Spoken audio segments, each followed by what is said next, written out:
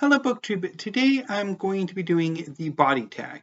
This tag was created by Brandon's Bookshelf and I'm getting it from Steve Donahue. So I'll leave links to both the channels in the show notes down below, as well as any other YouTube channels I need to reference. Let's get going. Prompt number 1, the brain intellect. I don't have any books specifically about the brain, but I thought maybe a work of literary theory might count for intellect. And so I picked Anatomy of Criticism by Northrop Frye. This is, or was, briefly, I think, a rather important work of literary theory, although it has long passed out of relevance and any sort of influence. But it's the only work of literary theory I have besides my gigantic anthologies, which does not make for the first book in a tag video because it's so huge. It's better at the bottom.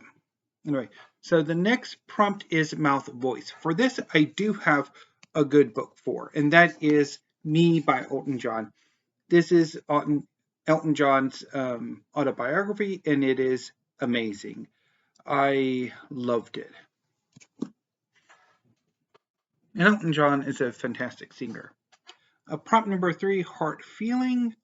Again, I have no books about the heart, but thinking about heart made me think of a recurrent theme in a lot of shonen manga. And so for this, I'm picking Fairy Tail by Hiro Mashima. Fairy Tail is one of my favorite manga series. It's about the Wizarding Guild Fairy Tail and a specific team within Fairy Tail, led by Natsu Dragneel, who is this young man here. He's joined by his Exceed companion Happy, who's this cat here. And he's first joined by a new character named Lucy Heartfilia, who's this young woman here. And when they go on adventures with other fellow guild members, Greyful Buster, Urza Scarlet, and later Wendy, her Exceed companion Carla, as well as occasionally Juvia and Gajeel, and other characters.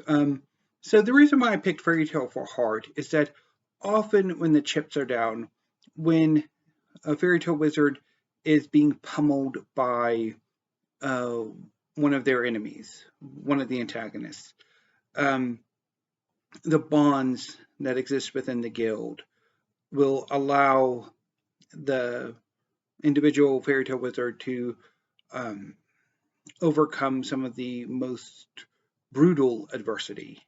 And I just love those scenes, even though it's sometimes mocked, but I rather enjoy them. Next is the arm strength, and for that I'm going with My Hero Academia by Kohei Horikoshi. My Hero Academia is a superhero, or an American superhero inspired manga series about a young man named Izuku Midoriya who has no superpowers in a world replete with superpowers. He one day meets his idol All Might and learns the secret of All Might's power, and eventually inherits All Might's quirk, one for all. And the reason why I picked this for arm strength is that he basically has to, as part of his training before he gets the one for all, he basically has to move to clean an entire junk-filled beach, and without any superpower. So eventually he ends up getting, for a 14-year-old boy, incredibly shredded. Of course, it's superhero comics, so everybody's incredibly shredded, but still. So I think arm and strength, that works phenomenally well. For prompt number 5, the elbow humor. For that, I had some trouble with because I don't really have any completely humorous books. So I decided to go for a fantasy that has some incredibly humorous moments, and that is Kings of the Wyld by Nicholas Eames. Kings of the Wyld is a kitchen sink epic fantasy about a band of mercenaries who get back together after decades apart to rescue the leader of the group's daughter, who's herself become a mercenary and has found herself trapped by a horde of monsters defending a distant city. The reason why Kings of the Wyld is a hoot is that the mercenaries of this world are inspired by American music, particularly the rock bands and punk bands of the 50s, 60s, and 70s and on. And that conceit is just absolutely hilarious. And much of the rest of the book is hilarious as well. For the stomach food, which is prompt number 6, I'm going to go with the cookbook. Now, I'm not going to go with a cookbook that I already have, but a cookbook that I would like. And for that, I'm going to go with, if I can blow it up. Oh, that's too much. That'll work. That Sounds So Good by Carla Lalli Music, which you can't see. I think I might send a link to that, but anyway. So Carla Lalli Music, much like Claire Saffitz, I first encountered her through the Bon Appetit YouTube channel. Once Bon Appetit blew up in 2020, Carla Lalli Music was one of the Bon Appetit chefs who started their own channels, and I've been following her since she started her own channel, and I've been enjoying what she's been cooking, and I've been wanting to pick up some of her cookbooks. I think she's got 3, and I definitely want That Sounds So Good because she's cooked a number of recipes from the book on her cooking YouTube channel, and I'm like, I want them. I want to try them. So I think That Sounds So Good is the next cookbook that I'm going to aim to pick up. Prompt number 7, The Groin Romance. I don't have any romance books per se, and I thought about being a bit cheeky with this prompt, but I decided against it, even though I'm going to be a bit cheeky, but not that cheeky. And so for my selection for this, I'm going to go with The Moon's Deep Circle by David Holley. This is a gay erotic novel about a young man who, over the course of his senior year of high school, discovers more that he's gay and begins a polyamorous relationship with 2 other swimmers on his swim team, and it goes from there. It's not terribly good, as most of these novels aren't. Anyway, prompt number 8, The Hands at Work. For this, I thought about one book, but then I thought, well, there's definitely a book that actually much better matches this prompt. And that is In the Forest of No Joy by J.P. Daughton. This is a history of the construction of the Congo-Ocean Railway in what is now the Republic of Congo.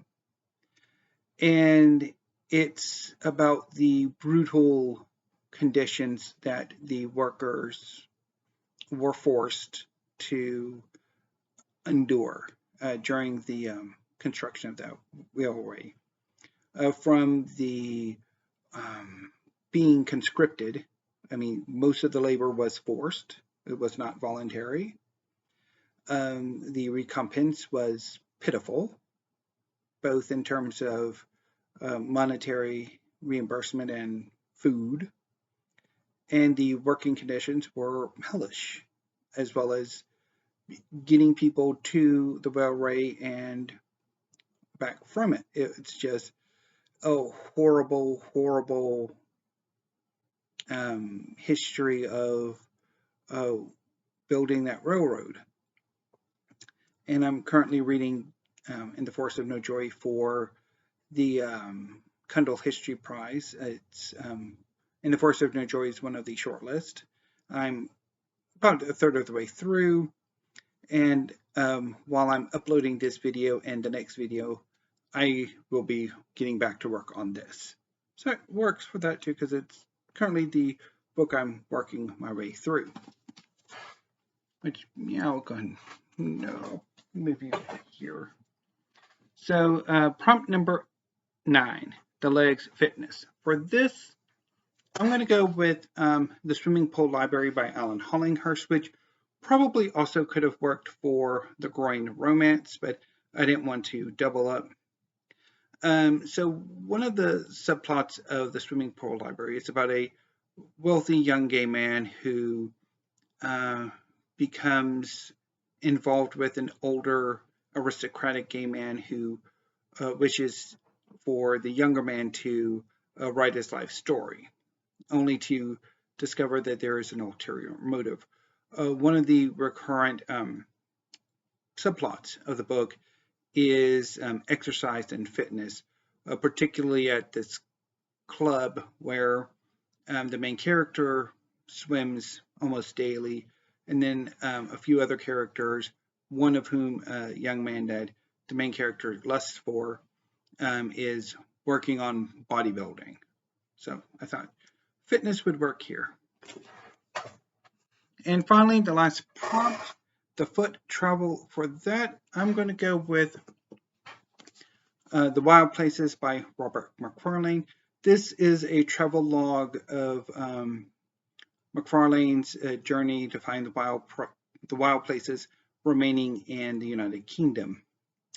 I picked it up earlier this year. I didn't quite get on with it. I probably will have another go at it at some point, but I thought this works perfectly for this prompt. So anyway, BookTube, that was the body tag. If you would like to do this tag, consider yourselves tagged. I know I've heard that Brandon's tagged everybody, and I'll echo. If you would like to do this tag, you're tagged. So until I see you next time, BookTube, thank you, have a great afternoon, and stay safe.